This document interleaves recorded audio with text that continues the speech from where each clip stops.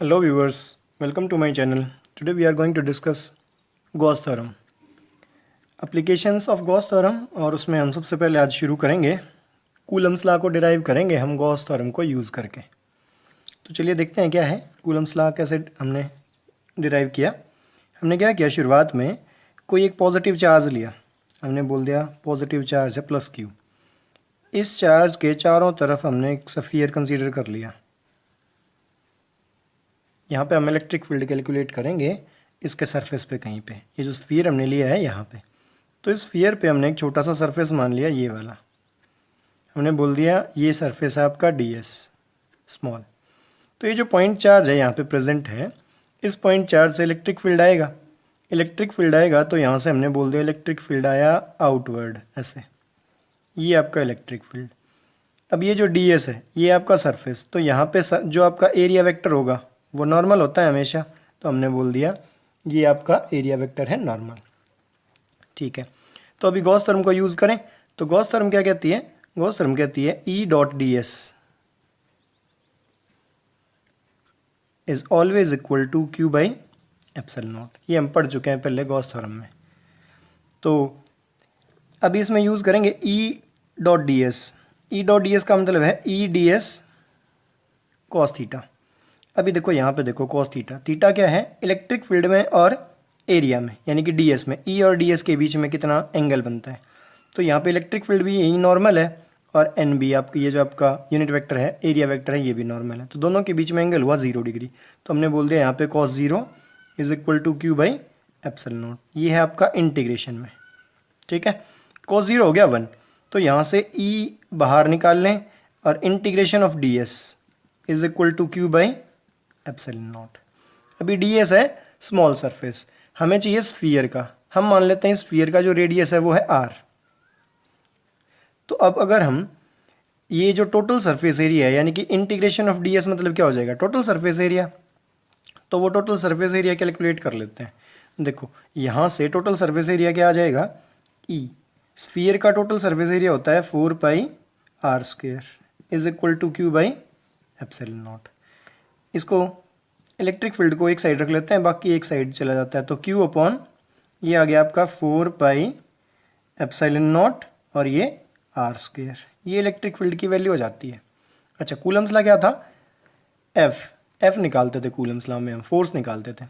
तो यहाँ से क्या होता है, F इज इक्वल टू होता है Q into E. F is equal to Q into E. तो यहाँ से F Q इंटू ई की वैल्यू ये है यानी कि Q upon 4 pi epsilon not r square. तो ये था आपका डेरिवेशन। ये क्या है, कूलम्स लॉ। कूलम्स लॉ क्या था, F is equal to 1 upon 4 pi epsilon naught Q1 Q2 upon r square. तो इस तरीके से हम गॉस थ्योरम को यूज़ करके कूलम्स लॉ को डिराइव कर सकते हैं। नेक्स्ट टॉपिक है आपका, हम गॉस थ्योरम की एप्लीकेशन करेंगे। एप्लीकेशंस में जो आपकी फर्स्ट एप्लीकेशन है उसको शुरू करते हैं। तो फर्स्ट एप्लीकेशन हम कर रहे हैं, हम इलेक्ट्रिक फील्ड फाइंड आउट करेंगे गॉस थ्योरम को यूज़ करके। किसके लिए, due to infinitely long straight uniformly charged wire. एक वायर है यूनिफॉर्मली चार्ज्ड, उसकी वजह से कितना इलेक्ट्रिक फील्ड जनरेट होता है हम वो कैलकुलेट करेंगे। तो देखते हैं एक बार क्या है, हम एक वो यूनिफॉर्मली चार्ज्ड वायर ले लेते हैं। हमने मान लिया ये एक यूनिफॉर्मली चार्ज्ड वायर है, तो इस पे हम बोल दें ऐसे आपका चार्ज वो है डिस्ट्रीब्यूटेड होगा आपका यूनिफॉर्मली। तो ये जो आपकी वायर है, हमने बोल दिया कि इसके पास कहीं पे, इसके चारों तरफ हम इसके चारों तरफ हम कैलकुलेट करेंगे इलेक्ट्रिक फील्ड कितना है। तो हमने बोल दिया at a distance r calculate करें, मान लिया। तो r रेडियस का हम क्या कर देते हैं, एक स्फीयर बना लेते हैं। सॉरी स्फीयर नहीं, हम एक सिलेंडर बना लेते हैं r रेडियस का, ऐसे यूं करके। ये हो गया r रेडियस का एक स्फीयर। हमने बोल दिया हम यहाँ पे इलेक्ट्रिक फील्ड का जो भी वैल्यू आएगी इलेक्ट्रिक फील्ड की वो कैलकुलेट करेंगे। तो ये जो डिस्टेंस है, ये जो है ये डिस्टेंस, ये हमने बोल दिया r है। ठीक है, अभी यहाँ जब कैलकुलेट करेंगे तो देखो सिंपल, हमारे पास यहाँ पे 3 सरफेस है। एक तो ये सरफेस, दूसरा हमारे पास है ये वाला सरफेस, और तीसरा है ये कर्व्ड सरफेस। तो हम तीनों पे गॉस थ्योरम यूज़ करके टोटल देखते हैं हमारा फील्ड क्या आता है। चलिए देखते हैं। तो हमारे पास क्या आया, देखो ई डॉट डी एस जो हम निकाल रहे हैं, ई डॉट डी एस जो हमारा टोटल आएगा, उसमें देखिए ये आपका फर्स्ट सरफेस, हम बोल दें फर्स्ट, ये आपका फर्स्ट सरफेस, ये आपका सेकंड सरफेस और ये आपका थर्ड सरफेस। तो देखें एक बार इसमें, देखो फर्स्ट सरफेस की बात करें तो ये है आपका चार्ज वायर। अब इस चार्ज वायर से जब भी आप इलेक्ट्रिक फील्ड कैलकुलेट करोगे तो इलेक्ट्रिक फील्ड कहाँ आएगा आपका, नॉर्मल। इलेक्ट्रिक फील्ड कहाँ आएगा, नॉर्मली। तो यहाँ से ये जो चार्ज वायर है इससे इलेक्ट्रिक फील्ड आया, ये ऐसे करके आएगा, यहाँ पे इलेक्ट्रिक फील्ड आएगा। तो अगर हम ई डॉट डी एस कैलकुलेट करें तो ये टोटल ई डॉट डी एस क्या हो जाएगा, हमारा हो जाएगा ई डॉट डी एस पहले सरफेस की वजह से प्लस ई डॉट डी एस आपका सेकेंड सरफेस की वजह से और प्लस ई डॉट डी एस आपका थर्ड सरफेस की वजह से। तो टोटल हमारा ई डॉट डी एस हम फ्लक्स निकाल देंगे टोटल कितना है। अभी देखते हैं क्या है इलेक्ट्रिक फील्ड जो आएगा ई डॉट डी एस किसी सरफेस से लिंक, वो ये आ जाएगा हमारा टोटल। अभी देखें यहाँ पे फर्स्ट सरफेस की बात करें, फर्स्ट सरफेस में ये जो आपका सरफेस है यहाँ पे हम बोलेंगे डी एस, और इस डी एस का जो वेक्टर आएगा यानी कि एरिया वेक्टर जो होगा, यहाँ पे जो एरिया वेक्टर आएगा वो एरिया वेक्टर आएगा यूँ बाहर की तरफ, normal, normal to the surface. और अगर ये नॉर्मल टू द सरफेस होगा और यहाँ है आपका इलेक्ट्रिक फील्ड यूँ, तो दोनों के बीच में एंगल 90 डिग्री। फर्स्ट के लिए भी यही हो गया और ऐसे ही सेकंड के लिए। ये जो डी एस है यहाँ पे क्या आ जाएगा आपका, नॉर्मल ये, और इलेक्ट्रिक फील्ड आपका यूँ। तो फर्स्ट और सेकंड सरफेस के लिए जो इलेक्ट्रिक फील्ड और सरफेस में यानी कि डी एस में जो एंगल बना वो बना 90 डिग्री। तो अगर हम यहाँ पे फर्स्ट और सेकंड में पुट करेंगे तो ये आएगा ई डॉट डी एस का मतलब है E D S cos theta. Theta कितना हो गया 90, ये कितना हो जाएगा कॉस 90, 0। तो आपका फर्स्ट सरफेस के लिए क्या बना, ई डॉट डी एस बन गया 0 प्लस सेकेंड सरफेस के लिए ई डॉट डी एस क्या बना, वो भी 0। अभी आया थर्ड सरफेस के, थर्ड सरफेस के रिगार्डिंग क्या होगा, ये जो आप ई डॉट डी एस बोल रहे हो, ई डॉट डी एस, ई भी इस साइड है और ये जो अगर हम बोलेंगे सरफेस तो यहाँ पे सरफेस मानोगे ये कर्व्ड सरफेस, ये भी आपका एन एक ही साइड आएगा, यानी कि दोनों में जो एंगल बनेगा वो 0 डिग्री हो जाएगा। तो यहाँ से क्या आ जाएगा ई डी एस और कॉस 0, कॉस 0 का मतलब हो गया कॉस 0 हो गया 1 के बराबर। तो हमारे पास यहाँ से आया ई डी एस सिर्फ इसी के बराबर। अच्छा अभी इंटीग्रेशन में हमने बोल दिया ई डी एस आ गया। अब इस ई डी एस की वैल्यू जब रखेंगे हम तो वो क्या आएगी, देखते हैं एक बार। ई और डी एस का इंटीग्रेशन करोगे यूं करके, डी एस का इंटीग्रेशन, तो ई इंटू ये सरफेस एरिया क्या हो गया, सरफेस एरिया हो गया बच्चे, ये कर्व्ड सरफेस एरिया। और सिलेंडर का कर्व्ड सरफेस एरिया क्या होता है 2 पाई आर। अगर इसकी लेंथ हम एल मान लें, जो आपकी चार्ज्ड वायर है उसको हमने मान लिया एल लेंथ, तो वो हो गया ई इंटू 2 पाई आर एल, ये हमारा आ गया टोटल। अभी अगर गॉस थ्योरम को यूज़ करें, देखें अगर हम डी एस की वैल्यू आ गई हमारी ये, अभी अगर हम गॉस थ्योरम को यूज़ करें तो गॉस थ्योरम क्या कह रही है, गॉस थ्योरम कह रही है ई डॉट डी एस जो होता है वो किसके बराबर होता है, वो होता है क्यू अपॉन एप्सिलॉन नॉट के बराबर। तो यहाँ से हम ई डॉट डी एस हमारा क्या आया है, हमारा आया है ई इंटू 2 पाई आर एल, ये किसके बराबर आ जाएगा, क्यू अपॉन एप्सिलॉन नॉट के बराबर। तो ई को एक साइड रख लेते हैं और बाकी नीचे ले आते हैं। अच्छा एक सेकंड पहले ये कर लें, 2 पाई और एप्सिलॉन नॉट मैंने आगे लिख दिया और आर एल ऐसे करके लिख दिया हमने। अब इसमें एक चीज़ और हो सकती है, हम क्यू की वैल्यू रख सकते हैं। क्यू क्या है, चार्ज।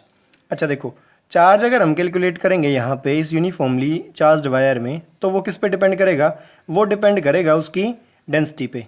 अभी यूनिफॉर्मली एक वायर है तो उसकी जो चार्ज डेंसिटी होगी हमने मान लिया लैम्डा और उसकी लेंथ हमने मान ली एल, तो जो चार्ज आएगा वो क्या आ जाएगा, वो आ जाएगा लैम्डा इंटू एल, ये आपका चार्ज आ जाएगा यहाँ से। तो क्यू की वैल्यू हम रख दें, क्यू की वैल्यू आ जाएगी हमारे पास लैम्डा एल के बराबर, ठीक है, वो हम यहाँ रख देते हैं। तो हमारे पास ई आया क्यू की जगह आ गया lambda into L upon 2πε0 R L. तो ये एल आपका कैंसिल हो जाएगा यहाँ से, और ये जो वैल्यू बची ये हमारी नेट इलेक्ट्रिक फील्ड की वैल्यू आ जाएगी लेमडा अपॉन 2πε0 आर। इसको फॉर्मुलाइज करने के लिए बहुत जगह ऐसा भी कर देते हैं, 2 से मल्टीप्लाई कर देते हैं और 2 से डिवाइड, तो ये 1/4πε0 हो जाएगा, और वो 2, यानी कि हम इसको 2 से मल्टीप्लाई 2 से डिवाइड करें तो इसको ऐसे भी लिख सकते हैं 2 लेमडा अपॉन 4πε0 आर। ये भी आपके इलेक्ट्रिक, ये भी वैल्यू है और ये भी, दोनों में से आप कोई भी फॉर्मूला यूज़ कर सकते हो। नेक्स्ट एप्लीकेशन है आपकी electric field due to uniformly charged spherical shell. तो इसमें हम क्या कर लेते हैं, हम एक स्फीयर कंसीडर कर लेते हैं, कोई भी चार्ज स्फीयर। इस चार्ज स्फीयर का हम मान लेते हैं रेडियस जो है वो है कैपिटल आर, और हम इस चार्ज स्फीयर से, इसके ऊपर चार्ज होगा बहुत सारा तो इसका फील्ड आएगा, तो इससे बाहर हम कहीं पे कैलकुलेट कर रहे हैं कुछ एक आर डिस्टेंस पे। तो यूं करके हम एक बार एक आर रेडियस का एक और स्फीयर इसके चारों ओर ड्रॉ कर लेते हैं। तो हम क्या करेंगे, यहाँ पे आर रेडियस यानी कि ये वाला है जो ये है स्मॉल आर हमने बोल दिया।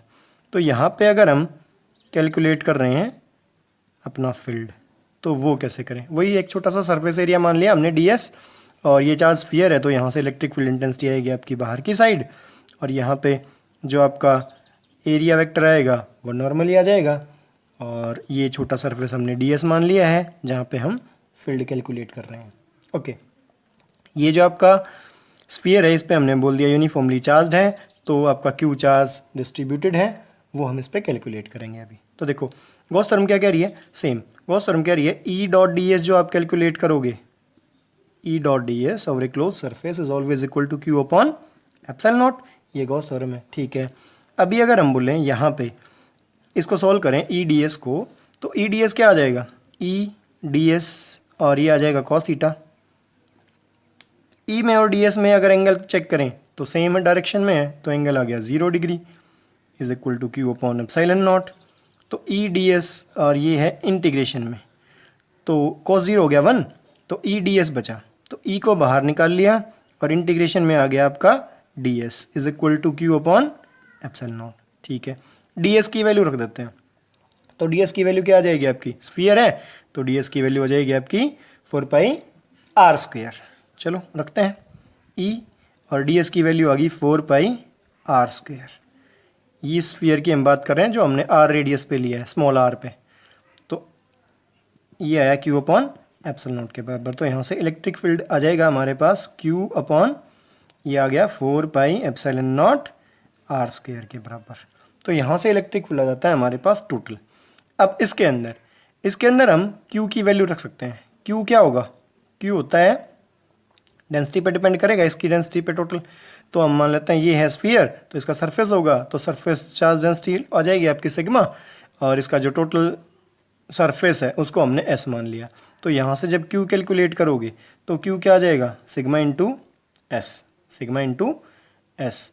अच्छा, अब टोटल जो एस है, एस की वैल्यू क्या है, स्फीयर का जो सरफेस एरिया है उसकी वैल्यू क्या आ जाएगी, वो आ जाएगी 4πr², 4πr² इसकी वैल्यू आ जाएगी, ठीक है। तो हम यहाँ पे रख दें कि ये हो गया आपका 4πr², ऐसे करके ये वैल्यू हम यहाँ रख सकते हैं। तो ये वैल्यू जब यहाँ रखेंगे तो इलेक्ट्रिक फील्ड की वैल्यू आ जाएगी और उसको हम यूज़ कर सकते हैं। अच्छा, ऐसा ही इसमें एक केस ये भी आता है कि अगर मान लिया हमें बोल दें, जैसे अगर हम वैल्यू रखें पहले, तो ये आ गया सिग्मा 4πr² अपॉन 4πε0 और ये r²। अच्छा, अगर अभी हमें कोई बोले कि मान लिया ये जो आपने लिया है ये एट ए डिस्टेंस r लिया है, अगर कोई बोले जो आपने कंडक्टर लिया है, जो स्फीयर लिया है, जो शेल आपने चूज़ की, अगर उसके सरफेस पे कैलकुलेट करना हो तो हम यहाँ लिख दें एट द सरफेस। सरफेस पे क्या होगा, ये जो स्मॉल आर है ये कैपिटल आर के बराबर हो जाएगा, रेडियस के बराबर हो जाएगा, तो यहाँ पे वैल्यू रख दोगे तो इलेक्ट्रिक फील्ड क्या आ जाएगा। देखो हमने बोल दिया ये था हमारे पास सिग्मा 4πr² और डिवाइडेड बाई 4πε0 ये स्मॉल आर किसके बराबर हो गया, कैपिटल आर के बराबर। तो ये हो गया, तो यहाँ से देखो 4 pi cancel, R square cancel, तो यहाँ से जो इलेक्ट्रिक फील्ड आया वो आया सिग्मा अपॉन एप्सिलॉन नॉट के बराबर।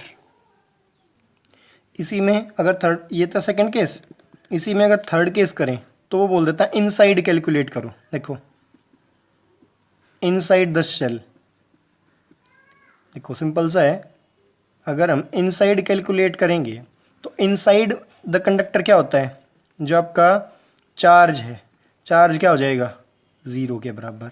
तो चार्ज ज़ीरो हो जाएगा तो इलेक्ट्रिक फील्ड भी कितना आ जाएगा, ज़ीरो के बराबर।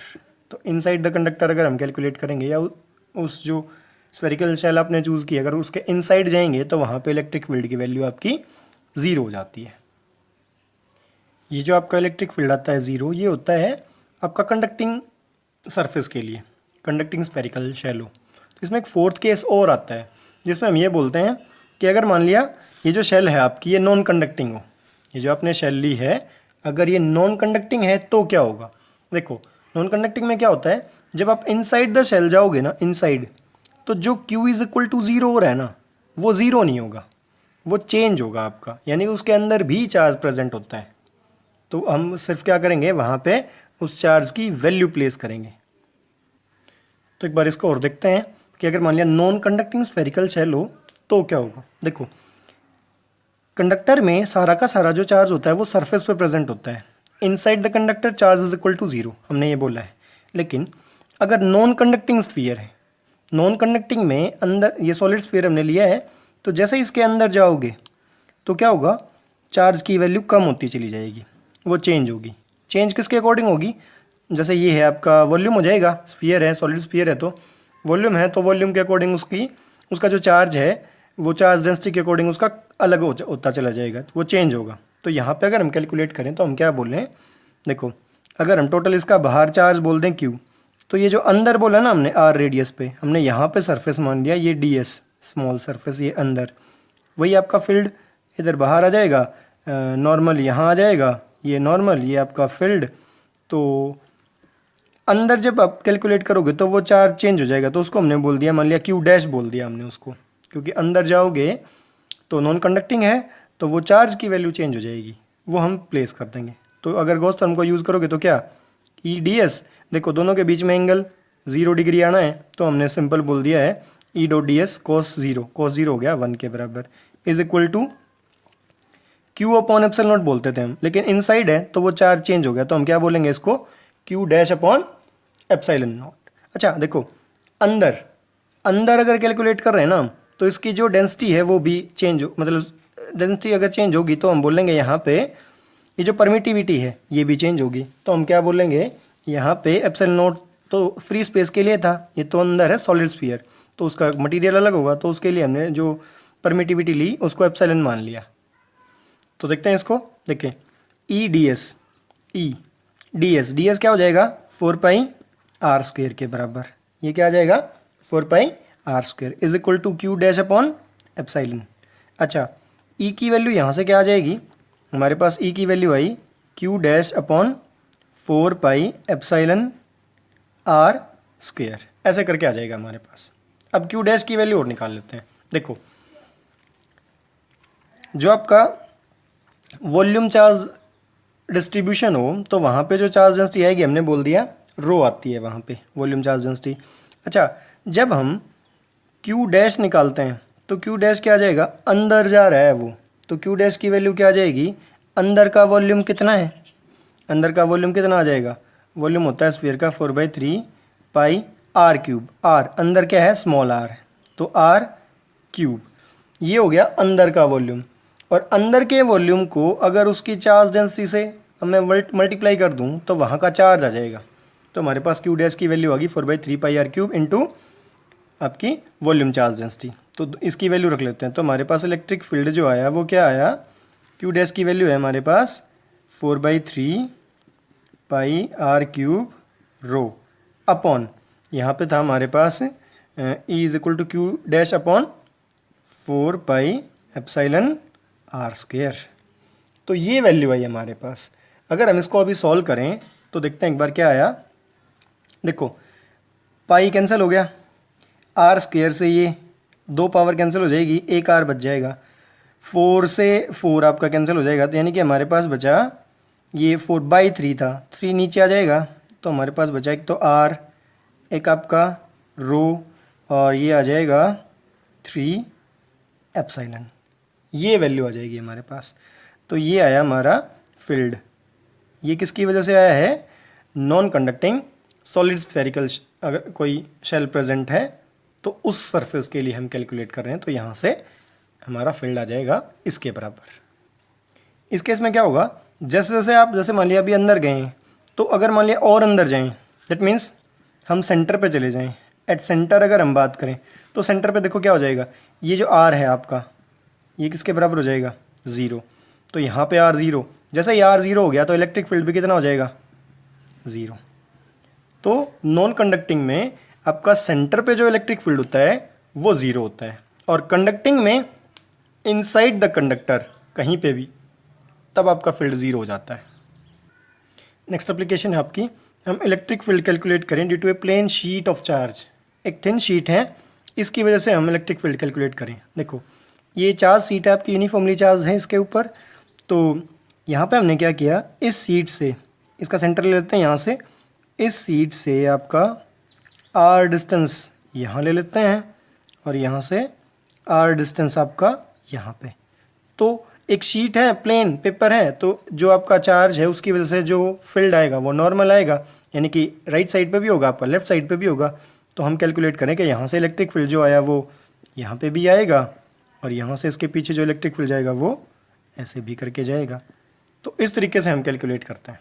ओके, देखते हैं अभी इसकी वजह से जो कैलकुलेट कर रहे हैं, तो हमने बोल दिया आर डिस्टेंस पे यहाँ और आर डिस्टेंस पे यहाँ, दोनों पे कैलकुलेट कर रहे हैं। देखते हैं एक बार क्या है।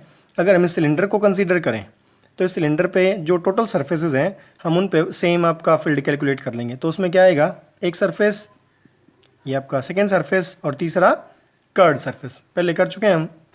तो जब इसकी बात करेंगे तो देखो फर्स्ट सरफेस, सेकेंड और थर्ड। फर्स्ट सरफेस में अगर हम बात करें फर्स्ट में, तो इसका जो एरिया वेक्टर होगा ds वो क्या आ जाएगा, नॉर्मल यहीं पे, और आपका जो इलेक्ट्रिक फील्ड है वो भी इसी साइड आएगा। अच्छा, सेकंड में क्या आ जाएगा, ये जो ds है सेकंड सरफेस का, इसका जो नॉर्मल आएगा वो ये आ जाएगा एरिया वेक्टर, और इलेक्ट्रिक फील्ड भी इसी साइड है। अच्छा, थर्ड सरफेस की बात करें तो ये कर्ड हो जाएगा, कर्ड का जो एरिया वेक्टर आ जाएगा वो आ जाएगा u नॉर्मल, और इलेक्ट्रिक फील्ड है आपका u। तो इनके बीच में एंगल 90, इनके बीच में एंगल 0। तो इसको यूज़ करके अगर हम सॉल्व करें तो देखते हैं हमारे पास क्या वैल्यूज़ आती हैं। ई डी एस अगर हम कैलकुलेट करें, ई डॉट डी एस टोटल, तो वो आ जाएगा ई dot D S first surface के लिए। जब फर्स्ट के लिए कैलकुलेट करोगे तो देखो हमने बोल दिया ई dot D S, E D S cos theta, तो कॉस क्या आ जाएगा यहाँ पे देखो फर्स्ट सरफेस के लिए, ई बी साइड है आपका इलेक्ट्रिक फील्ड और डी एस भी सेम डायरेक्शन में है, तो एंगल हो गया 0, तो कॉस 0, प्लस दूसरा सरफेस क्या आ जाएगा, ई डी एस। देखो यहाँ पे बात करोगे तो यहाँ पे भी क्या आ जाएगा आपका कॉस 0 डिग्री, क्योंकि ये क्या है इलेक्ट्रिक फील्ड भी यहीं और आपका एरिया वेक्टर भी यहीं, तो ये भी आपका आ जाएगा सेकेंड सरफेस के लिए। प्लस थर्ड सरफेस के लिए करोगे तो देखो क्या आ जाएगा, थर्ड सरफेस में इलेक्ट्रिक फील्ड यहाँ है लेकिन एरिया आपका यहाँ आएगा, यानी कि दोनों के बीच में एंगल कितना हो जाएगा 90 डिग्री, और कॉस 90 0 हो जाएगा, तो वो आपका हो जाएगा 0। तो यहाँ से हमारे पास जो टोटल ई डी एस आया, ई डॉट डी एस जो आया वो आया, देखो यहाँ से आ जाएगा ई डी एस, और ये cos 0 1 हो गया, और यहाँ पे भी cos 0 1 हो जाएगा, तो ये आ जाएगा 2 ई डी एस के बराबर आ जाएगा हमारे पास, ये वैल्यू आ जाएगी। तो गॉस थ्योरम को यूज़ करते हैं। गॉस थ्योरम क्या कह रही है, गॉस थ्योरम कह रही है हमारा जो ये ई डॉट डी एस होता है ये किसके बराबर था, Q अपॉन एप्सिलॉन नॉट के बराबर। ये हमने निकाला, ये कितना आया, ये आया हमारे पास 2E ds के बराबर is equal to Q upon epsilon naught. अच्छा, अभी इस अगर हम इंटीग्रेशन में इसको डाल दें तो Q क्या आ जाएगा, Q की वैल्यू निकाल दो। Q क्या होता है आपका, Q हो जाएगा सिग्मा इंटू एस, एस मतलब ds का इंटीग्रेशन, ऐसे करके सिग्मा इंटू यही आ जाएगा आपका टोटल। तो ये वैल्यू जब रखोगे तो 2E डी एस इंटीग्रेशन में, इंटीग्रेशन को अगर हम हटा ही दें तो इस डी एस का इंटीग्रेशन आ गया आपका टोटल सरफेस एरिया, और यहाँ इसका आ गया आपका सिग्मा इंटू एस। तो क्यू की वैल्यू आ जाएगी sigma into S upon epsilon not. यहाँ से क्या आ जाएगा, सरफेस कैंसिल हो जाएगा, तो ई की वैल्यू आ जाएगी सिग्मा, और ये 2 नीचे चला गया, सिग्मा अपॉन 2 एप्सिलॉन नॉट। ये वैल्यू आ जाएगी हमारे पास electric field intensity due to a thin sheet of charge, thin sheet. अभी इसमें एक केस और हो सकता है, अगर मान लिया इसको थिन की बजाय अगर मैं थिक ले लूँ, थिक ले लूँगा तो क्या हो जाएगा, उसमें एक लेयर इसके पीछे और आ जाएगी, जैसे मैं यहाँ बोल दूँ ऐसे करके एक लेयर और आ जाएगी यूं करके, ये थिक हो जाएगी आपकी, ये जो टोटल है ये अंदर ये आपकी थिक हो जाएगी, ऐसे करके थिक बन जाएगी। थिक की वजह से क्या होगा, देखो एक सरफेस हो जाएगा जैसे ये एक बुक की तरह हो जाएगा, एक आपका लेफ्ट कवर हो जाएगा और एक आपका राइट साइड का कवर हो जाएगा, तो वहाँ पे दोनों एक शीट की तरह बिहेव करेंगे। तो उसमें क्या होगा, जितना फील्ड आपका एक साइड कवर दे रहा है यानी कि एक थिन शीट दे रही है, उतना ही क्या देगी, दूसरी शीट देगी। तो वहाँ पे हम जब डील करेंगे तो क्या आ जाएगा, अगर थिक शीट के लिए बात करें, एक सेकेंड, थिक शीट के लिए क्या हो जाएगा, एक सरफेस से आया हमारे पास E1 और दूसरा आ जाएगा E2, तो हमारे पास टोटल फील्ड आ जाएगा। तो एक सरफेस से कितना आया था, हमारे पास आया था सिग्मा बाई 2 एप्सिलॉन नॉट, और दूसरे से भी कितना आएगा, same sigma by 2 epsilon naught. तो अगर यहाँ से इलेक्ट्रिक फील्ड कैलकुलेट करोगे तो देखो ये कितना हो जाएगा, एलसीएम लेके सोल्व करेंगे तो ये आ जाएगा हमारे पास सिग्मा बाई एप्सिलॉन नॉट। ये आ जाएगा हमारा थिक शीट ऑफ चार्ज की वजह से। इसमें लास्ट एप्लीकेशन है इलेक्ट्रिक फील्ड, अगर हम थिन पैरेलल प्लेन शीट रखें, यानी कि दो शीट को अगर हम पैरेलल रख दें, कंबाइन नहीं, यानी कि थिक से अलग केस है ये। इसमें हमने क्या किया है, उन थिन शीट को पैरेलल रखा है। तो एक शीट यहाँ पे प्रेजेंट है, इसको हमने ए नाम दे दिया है, दूसरी शीट यहाँ पे प्रेजेंट है जिसको हमने बी नाम दिया है। अभी देखो जो ए है उसकी वजह से क्या होगा, फील्ड आएगा यहाँ पे भी और यहाँ पे भी, दोनों साइड फील्ड निकलेगा। तो हम बोल दें इसका जो फील्ड आया यूँ निकल के गया आगे की तरफ, जैसे हम यहाँ बोल देंगे ई ए यहाँ आया, और ऐसे ही आपका इलेक्ट्रिक फील्ड ए की वजह से आया इस साइड। अच्छा ऐसे ही बी में क्या होगा, बी में भी क्या होगा, आपका इलेक्ट्रिक फील्ड बी का यहाँ गया और एक इलेक्ट्रिक फील्ड बी का यहाँ जाएगा। अच्छा देखो इसमें अगर देखोगे तो ये जो इलेक्ट्रिक फील्ड है ना ये आगे तक जाएगा, ये जो ए की वजह से इलेक्ट्रिक फील्ड है ये आगे तक जाएगा। मतलब अगर हम बोलें ये जो ए की वजह से इलेक्ट्रिक फील्ड है ये यूं एक्सटेंड करके आगे तक जाएगा, तो यहाँ पे क्या आ जाएगा, ए का फील्ड। और ऐसे ही ये जो बी है इसकी वजह से ये जो ई बी आया है ये भी तो एक्सटेंड होगा आगे की तरफ, तो ये आ जाएगा ई बी। तो देखो यहाँ पे जब हम कंसीडर करेंगे तो इसमें 3 एरिया आएंगे आपके। अगर हम इसको फर्स्ट रीजन बोल दें, इसको हम सेकंड रीजन बोल दें और इसको हम थर्ड रीजन बोल दें, तो फर्स्ट सेकंड थर्ड रीजन में जब कैलकुलेट करोगे तो सिंपल क्या बात आएगी हमारे पास, हम बोल दें फॉर फर्स्ट रीजन। तो फर्स्ट रीजन में क्या आ जाएगा, देखो यहाँ पे क्या किया, इलेक्ट्रिक फील्ड आया है ए की वजह से और इलेक्ट्रिक फील्ड आया है बी की वजह से। देखो इलेक्ट्रिक फील्ड है, वेक्टर क्वांटिटी है, तो अगर हमें डायरेक्शन मेंशन करनी पड़ेगी, हम क्या करेंगे, अगर हम यहाँ से जो राइट साइड में फील्ड जा रहा है उसको तो हम मान लेते हैं पॉजिटिव, और जो यहाँ से अपोजिट में जा रहा है यानी कि बैक साइड जा रहा है उसको हम मान लेते हैं नेगेटिव। तो यहाँ पे क्या आ जाएगा, यहाँ पे जो फर्स्ट रीजन में इलेक्ट्रिक फील्ड वो आएगा वो क्या आ जाएगा आपका, वो आ जाएगा आपका ई ए और ई बी का सम। लेकिन दोनों को नेगेटिव मान के चलें हम, क्योंकि बैक साइड में दोनों, ये ए भी इस साइड आया है और बी का भी इस साइड आया है, तो यहाँ पे वैल्यू आ जाएगी इसके अकॉर्डिंग। तो इसके अकॉर्डिंग सोल्व करोगे तो देखो एक थिन शीट है, थिन शीट में क्या आ जाएगा, sigma upon 2 epsilon not minus sigma upon 2 epsilon naught, ये करके आ जाएगा आपका।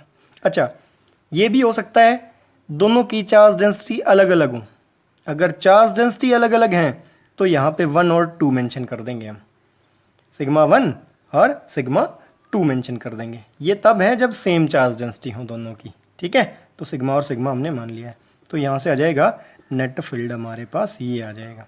अच्छा दूसरी चीज़, सेकेंड रीज़न की बात करें हम, फॉर सेकेंड रीज़न, देखो सेकेंड रीज़न में क्या आ जाएगा, अगर सेम चार्ज डेंसिटी हैं तो जितना यहाँ जाएगा फील्ड आपका उतना ही अपोजिट में जाएगा। यानी कि देखो बीच में क्या है, एक ई ए यहाँ जा रहा है और ई बी उतना ही अपोजिट में है, तो दोनों सेम फील्ड हैं लेकिन अपोजिट डायरेक्शन में हैं। तो वो क्या करेंगे, वो कैंसल आउट कर देंगे। यानी कि देखो ये अगर लेंगे ना ई बी वाला, तो ये लेफ़्ट साइड में जा रहा है, इसको लेंगे नेगेटिव, और ई ए वाला लेंगे तो ये जा रहा है राइट साइड में, इसको लेंगे पॉजिटिव। तो सेम आपका इलेक्ट्रिक फील्ड क्या आ जाएगा, ई ए और प्लस ई बी बोलेंगे। तो देखो ई बी का जो ए का है वो तो है पॉजिटिव, लेकिन जो बी का जा रहा है वो जा रहा है अपोजिट डायरेक्शन में, इसीलिए हमें इसको क्या लेना पड़ेगा, नेगेटिव लेना पड़ेगा। अगर दोनों की चार्ज डेंसिटी सेम है तो ई ए और ई बी बराबर हैं, तो नेट रिजल्ट क्या आ जाएगा आपका 0।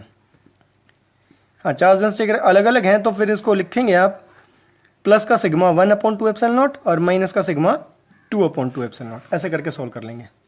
फॉर थर्ड रीज़न, अगर हम थर्ड रीज़न की बात करें तो ई ए आपका यहाँ आया और ई बी भी आपका यहाँ, दोनों राइट साइड में आ रहे हैं, यानी कि दोनों क्या आ जाएंगे आपके पॉजिटिव। तो हम क्या बोलेंगे, ई ए और प्लस ई बी। अभी दोनों ही पॉजिटिव हैं तो क्या बोलोगे, positive sigma by 2 epsilon naught और positive sigma by 2 epsilon naught. तो यहाँ पे आपका थर्ड के लिए ये आ जाएगा।